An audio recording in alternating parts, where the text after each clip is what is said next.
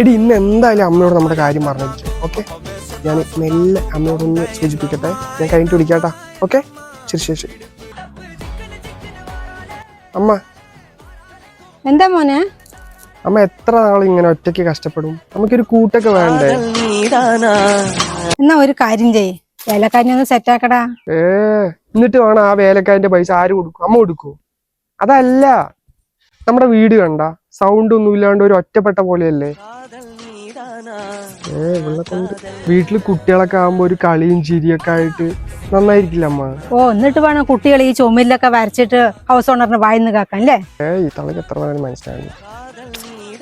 അതിന്റെ അടിയിൽ ഉള്ള കൊണ്ട് അമ്മ, എനിക്ക് എത്ര വയസ്സായ നമുക്ക് വലിയ വിചാരം ഉണ്ടാ? നിന്റെ വയസ്സാ മോനെ ഇവിടെ നിക്കട്ടാ, അമ്മ ആധാർ കാർഡ് പോയി നോക്കിട്ട് പറയാം. എടാ നിക്ക്, നീ പറഞ്ഞതേ അമ്മയ്ക്ക് മനസ്സിലാവുന്നുണ്ട്. ഞാനൊരു കാര്യം പറഞ്ഞോട്ടെ? എന്താ? അമ്മയ്ക്കേ നല്ല വിശപ്പെടാ. നീ ഒരു കാര്യം ചെയ്യ്, അമ്മയ്ക്ക് ഒരു കുഴിമന്തി ഒന്ന് ഓർഡർ ചെയ്യ്. എടി, നിനക്ക് എന്നെക്കാളും നല്ലൊരു ചെക്കനെ കിട്ടും.